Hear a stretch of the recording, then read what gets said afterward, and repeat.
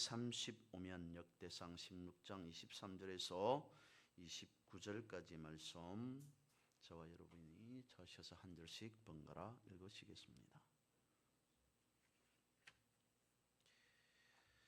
23절 한 절 제가 먼저 보겠습니다. 온 땅에 여호와께 노래하며 그의 구원을 날마다 선포할지어다.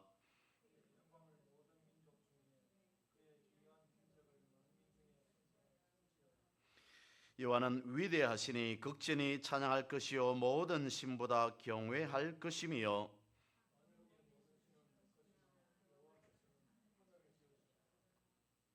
존귀와 위엄이 그의 앞에 있으며 능력과 즐거움이 그의 처소에 있도다.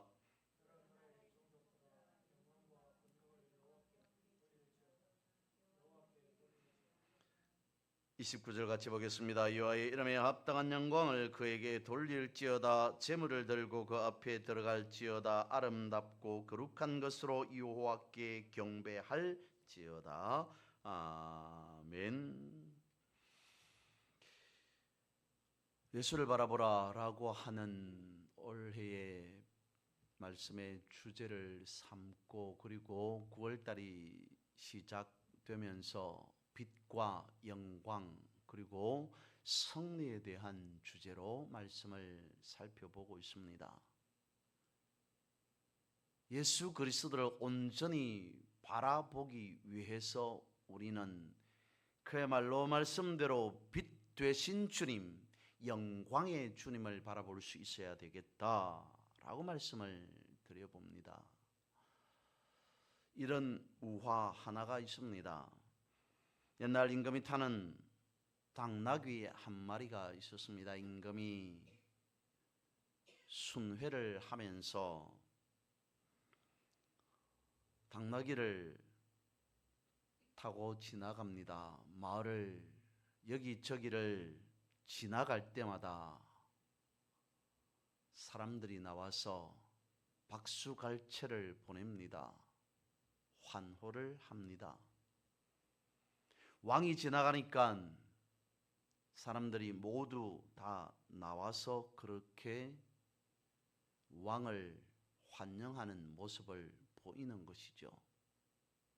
그러면 왕이 타고 순찰하는 나귀는 어떠했겠습니까? 그냥 대충 일반 아무 나귀나 선별했겠습니까? 그렇지 않았을 겁니다. 고르고 골랐습니다. 왕이 타는 나귀이니 왕의 신분에 걸맞게 아름답게 장식도 하였을 겁니다. 왕이 지는 길목에서 사람들이 늘어서서 왕에게 박수갈채를 보내기도 하였습니다마는 나귀를 보고도 환호합니다. 아름답다, 멋있다라고 나귀에게도 박수갈채를 보내었던 거죠.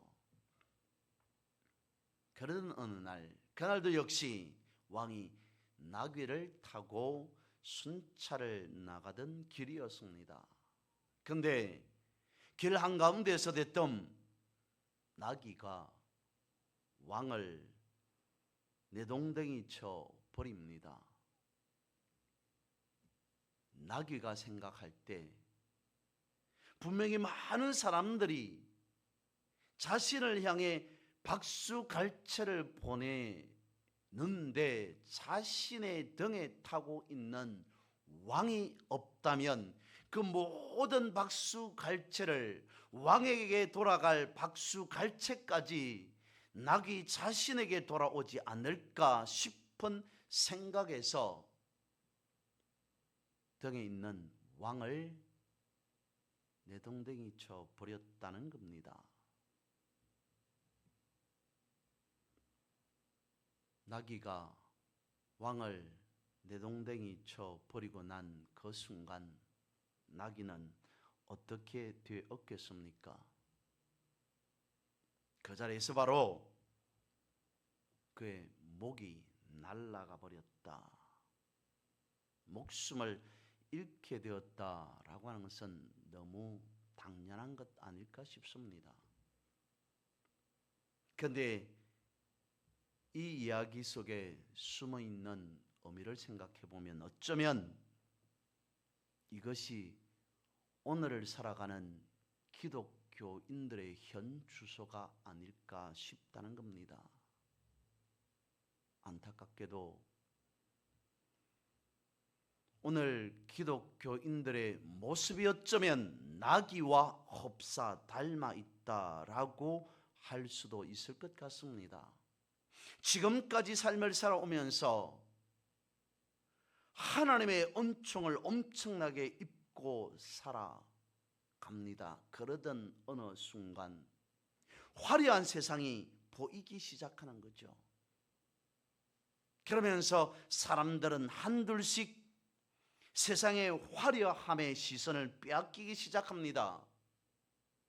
내가 걸치고 있는 기독교라고 하는 이 옷만 벗어버리게 되어진다면, 내가 지금까지 걸치고 있는 믿음이라고 하는 신앙이라고 하는 이 옷만 벗어버린다면, 나도 내 안에 감추어져 있는 세상 사람들이 다 가지고 날개를 펴고 있는 그 날개가 화려한 날개가 있는데, 나도 세상 사람들 못지않게 화려한 날개를 펼치며 저들보다, 아니 저들 이상으로 더 멋진 삶을 살아갈 수 있을 텐데 라는 생각을 하며 살아가고 있는 것은 아닌가라고 하는 것입니다. 지금까지 하나님의 은총 가운데 그야말로 하나님께서 부어주시는 특별하신 영광 가운데 살아가고 있음에도 불구하고, 오히려 시간이 지나면 지날수록 사람들의 마음속에는 그리스도로 옷 입고 있다는 것 자체를 거북하게 여기면서 살아가는 사람들이 더 늘어나는 것 아니냐라고 하는 안타까움이 있다는 것입니다. 오늘 본문의 말씀을 봅니다. 시작하는 본문의 말씀 23절 말씀에 보면 온 땅이요 라고 말씀하고 있습니다. 경우에, 형편에, 상황에 맞는 사람이 아닌 그야말로 온 땅이요, 온 땅이 어떻게 해야 되는가? 여호와께 노래하며, 여호와를 노래하며 구원을 형편에 맞춰서, 상황에 맞춰서 마음이 내키면이 아니라 날마다 선포할지어다. 그리고 이어서 계속 말씀하고 있습니다. 그 영광을 모든 민족 중에 그 기이한 행적을 만민 중에 선포하라. 무엇을요? 하나님의 영광을. 그 위에 본문의 말씀에 보면 계속적으로 하나님께 영광을 돌리라, 하나님을 경외하라, 하나님을 경배하라 라고 말씀을 하고 있습니다. 영광을 돌리라, 영광을 선포하라 라고 말씀을 하고 있습니다. 일반적으로 우리가 생각할 때 선포라는 것은 복음을 선포하다 라고 하는 쪽으로 많이 들어 섬직한데, 오늘 본문에 와서는 하나님의 영광을 선포하라 라는 식으로 말씀을 하고 있습니다. 영광을 선포할 때 그 영광이 어디로 이르게 된다는 것입니까? 당연히 하나님께 영광이겠으나, 우리가 하나님께 영광을 선포함으로 우리에게도 영광이 있음을 말씀하고 있는 것은 아니겠습니까? 영광은 그야말로 하나님으로부터 시작된다는 것입니다. 그리고 하나님으로부터 시작된 영광이 내 삶 가운데에, 가정 가운데에, 교회 가운데에 흘러 들어오게 된다라고 말씀하고 있는 것은 아니겠냐는 거죠. 그렇습니다. 성경에서는 여기저기에서 영광, 어떤 특별한 일이 있을 때마다 영광이라고 거듭거듭 강조하고 있습니다. 말씀하고 있습니다. 하나님의 영광이 얼마나 소중한 것인가 라고 하는 예 하나를 성경에서 말씀하고 있는 사건 하나를 오히려 반대되는 그 이야기를 통해서 한번 잠시 생각해 보면 이렇습니다. 성경 가운데 이가봇이라고 하는 용어를 들을 수 있습니다. 성경에서는 사람의 이름으로 등장합니다. 그의 의미는 이가봇이라고 하는 것은 하나님의 영광이 떠나버렸다라고 하는 의미가 되어지는 것이죠. 하나님의 영광이라고 하는 것을 원어로 보면 카보드라고 되어 있습니다. 그런데 하나님의 영광이 떠나버렸다라고 하는 반대적인 의미는 이카보드입니다.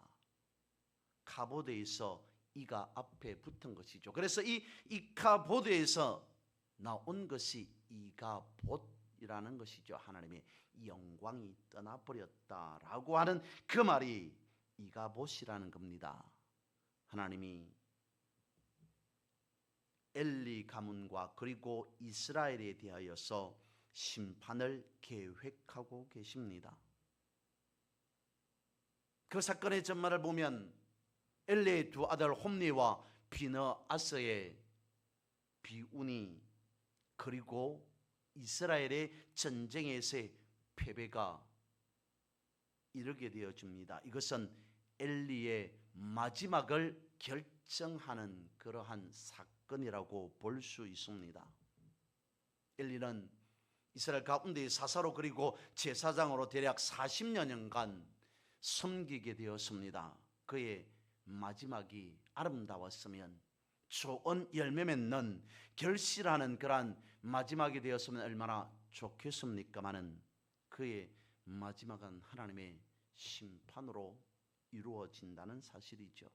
이스라엘이 전쟁에서 패합니다. 그리고 언약궤를 빼앗겨 버립니다. 그때 엘리의 며느리 그러니까 비느하스의 아내가 출산을 하게 됩니다. 그때에 태어난 그 아이를 바라보고 이가봇이라고 부르게 되어지죠. 하나님의 영광이 이 나라 이스라엘로부터 떠나버렸다라고 하는 선언과 같았습니다. 이스라엘 백성들이 언약궤를 애지중지하고 있었습니다. 그 이유는 하나님의 말 그대로의 임재하심을 상징하는 것이었습니다. 그런데 이스라엘이 엉망이 되어져 버렸을 때 언약궤는 전쟁의 승리하는 도구 정도로 이스라엘 백성들이 여기게 되었습니다. 그런 모습을 바라보면서 하나님께서 저들에게 깨닫게 해 주시고자 한 것이 하나님의 영광이 떠나버렸다, 이가봇이 되었다라고 하는 것입니다. 하나님의 임재가 떠나버렸다는 것이죠. 사실 오늘 본문의 말씀을 놓고 이렇게 말하고 있습니다. 역대상 가운데의 시편이다라고 말씀을 하고 있습니다. 그도 그럴 것이 우리가 본문의 23절에서 29절까지 읽었습니다마는 계속적으로 하나님께 영광을 돌리라, 경외하라, 경배하라, 시편과 같은 맥락으로 구절로 분위기로 이루어져 있기 때문입니다.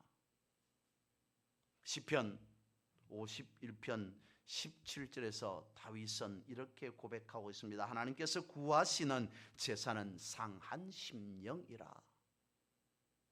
여기에서 상한 심령이라고 하는 것이 다른 것이 아니라 하나님 앞에 온전한 모습, 진실한 모습, 하나님께서 원하시는 제사는 다른 것이 아니라 진정한 마음, 그 사람의 중심이 얼마나만큼 진실한가 그것을 바라보시는 것이다 라는 의미에서 말씀하고 있습니다. 오늘 하나님께서 우리에게도 요구하는 것이 있다면 무엇이겠습니까? 하나님 앞에 순전한 마음으로 엎드리는 것, 그것을 하나님께서 보시고자 하는 것 아니겠습니까? 그렇다면 우리가 하나님께 영광을 어떻게 선포할 수 있겠습니까? 예수를 믿고 살아가는 우리 스스로가 하나님의 영광의 선포이다라고 말할 수 있습니다. 그렇습니다. 예수 그리스도를 구주로 믿고 영원한 생명으로 삼고 우리의 죄 사함을 허락하신 자로서 믿음의 인생, 믿음의 삶을 살아가는 그것 자체가 영광이지 않을까 싶습니다. 우리는 믿는 자로서 기도의 삶을 살아갑니다. 기도라고 하는 것을 현실적으로 바라본다면 우리라고 하는 인간은 한계가 있기 때문에 우리는 믿음의 삶을 살아가면서 필수적으로 기도할 수밖에 없다라고 할 것입니다. 그런데 그 기도함으로 우리는 넘을 수 없는, 인간으로서 사람으로서 넘을 수 없는 한계를 넘게 하는 것이 바로 기도다라고 할 수 있지 않겠습니까?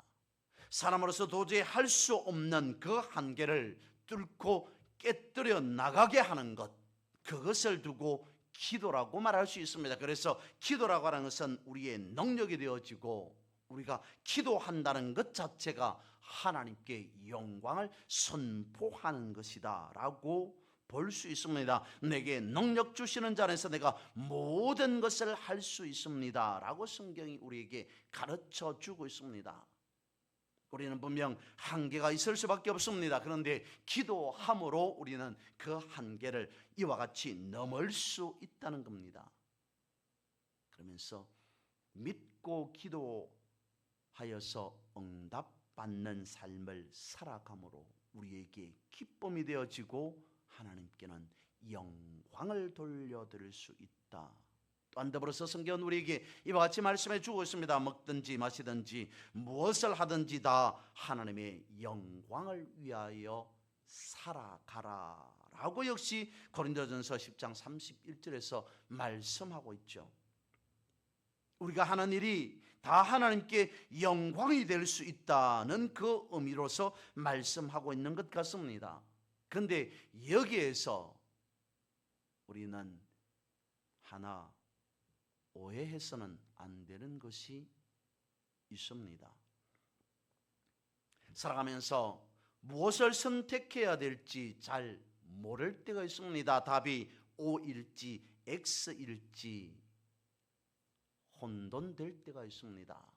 믿는 자로서 하나님 앞에 기도합니다. 하나님, 나에게 주어진 이 문제가 O이겠습니까? 아니면 X이겠습니까? 라고 기도하는데, 기도하기 전에 우리 스스로가 이렇게 마음을 먹고 기도합니다. 이 문제가 이 일이 O였으면 좋겠다는 생각을 가지고 기도합니다. 아멘 하고 난 뒤에 내가 기도해 보니까 역시 하나님께서 나에게 응답해 주시기로 말씀해 주시기로 O라고 말씀하시는구나 라고 생각하면서 살아가더라는 겁니다. 아니면 반대로 기도하기 전에 이것은 X였으면 좋겠다 라고 하는 생각으로 하나님 앞에 기도합니다. 기도해 본 결과 역시 하나님께서도 X라고 나에게 말씀해 주시는구나 라고 하는 것으로 생각하며 살아가기가 쉽다는 것입니다. 이것을 두고 어찌 하나님께 영광 돌리는 것이다 라고 말할 수 있겠습니까? 테이블 토크라고 하는 책에서 이렇게 말하고 있습니다.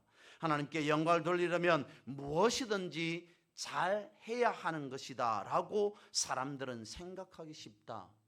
그래서 어떤 사람이 청소를 하면서 하나님께 영광을 돌리기 위해서 찬송하면서 날마다 청소를 합니다. 그런데 지나치게 찬송하는 거기에 몰두한 나머지 자신이 해야 할 청소 일부분을 빼놓고 말았다면 그것을 두고 어떻게 하나님께 영광이라고 말할 수 있겠느냐? 오히려 찬송하지 아니하고 자신이 해야 할 청소 일을 제대로 하는 것이 하나님께 영광을 돌리는 것 아니겠느냐? 또한 더불어서 이렇게 말하기도 합니다. 어떤 신발을 구두를 만드는 사람이 있습니다. 그 사람이 하나님께 영광을 올려드린다 라고 하면서 자신이 만드는 신발 구두에마다 십자가를 표시해 둡니다. 그렇다고 어떻게 그 모든 것이 하나님께 영광을 돌려드린다라고 말할 수 있겠습니까? 오히려 그 사람은 구두에 십자가를 새기는 것이 아니라 최선을 다하여서 좋은 구두를 만드는 것이 하나님께 영광을 돌려드리는 것 아니겠느냐라고 말합니다. 예수 믿는 사람이 자신의 능력 이상을 나타낼 수 있다고 생각하는 것이 영광이 아니라 자신의 능력을 있는 그대로 나타내며 살아가는 것 자체가 하나님께 영광을 돌려드리는 것이다 라고 하는 것이죠. 지나치게 과욕을 부리면서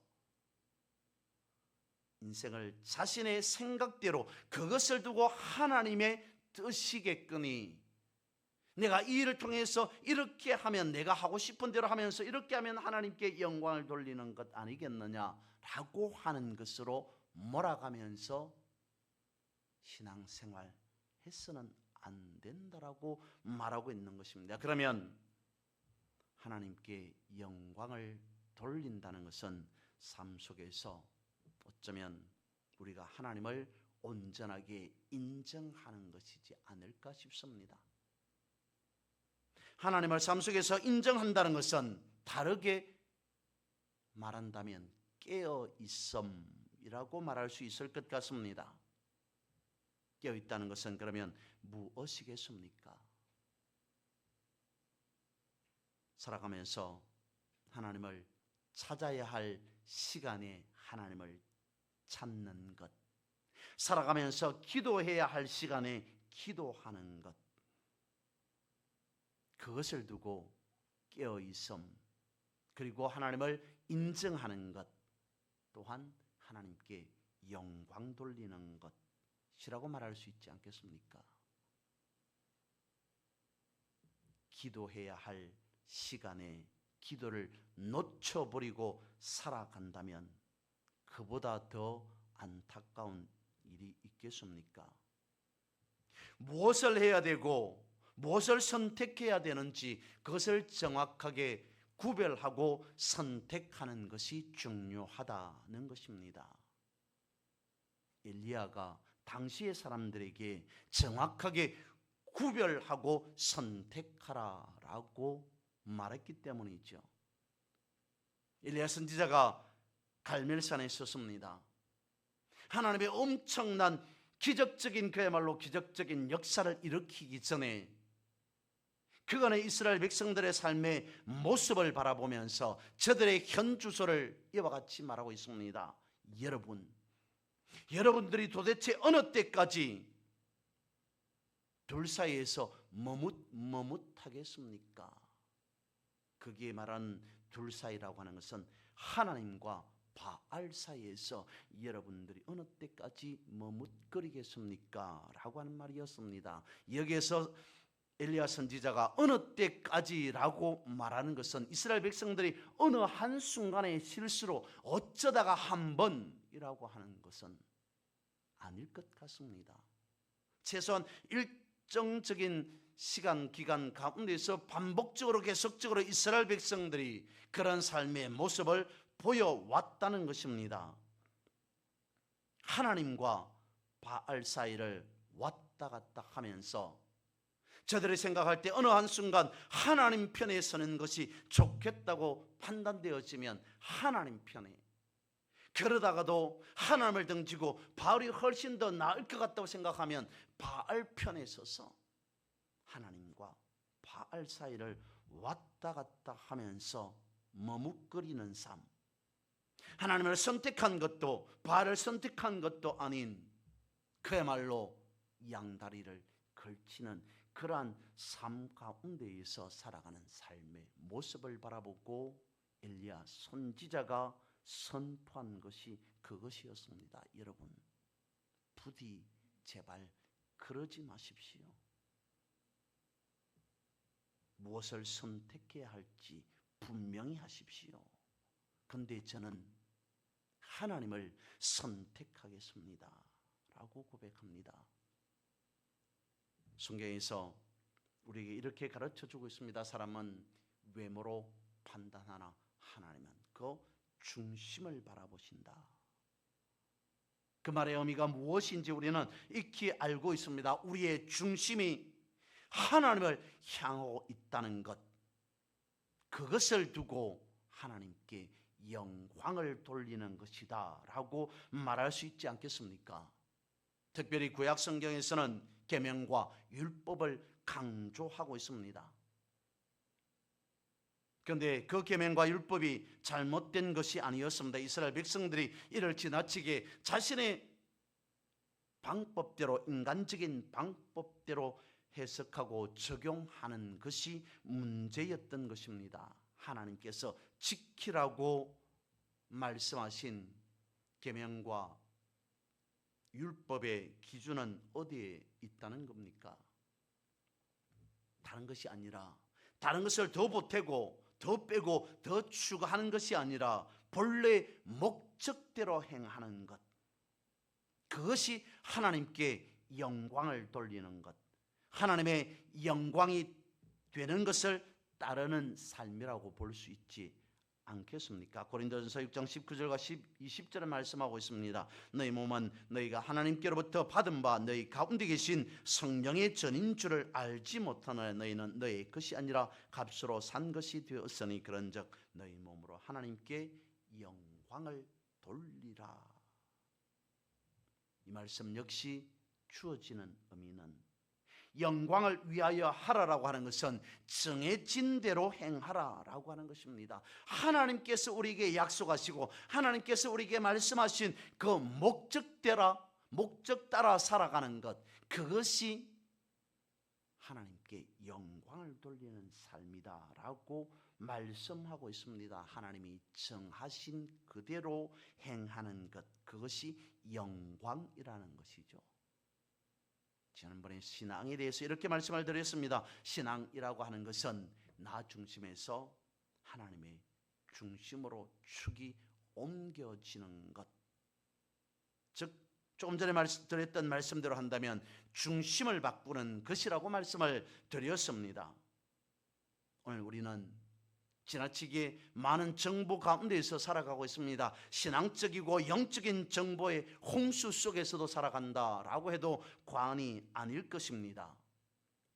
그 엄청난, 예전에 비해서 많은 신앙적인 정보 가운데에서 우리가 자칫 잘못하면 무엇을 선택해야 할지, 무엇을 분별해야 될지 헤맬 수도 있습니다. 그런데 그 가운데에 우리가 놓치지 말아야 할 것이 있다면 그것이 하나님께서 비추시는 빛이신가 영광인가 라고 하는 것을 구별하는 눈 아닐까 싶습니다. 하나님의 영광을 위해 산다는 것은 하나님께서 이 땅 가운데에서 빛으로 오셨다는 사실, 그것을 붙잡고 살아가는 것이라 믿습니다. 그러한 삶 가운데에서 온전히 하나님께서 비추시는 그 빛 가운데 또한 영광 가운데에서 날마다 승리하는 삶을 살아가시기를 주님의 이름으로 선포하고 축복합니다.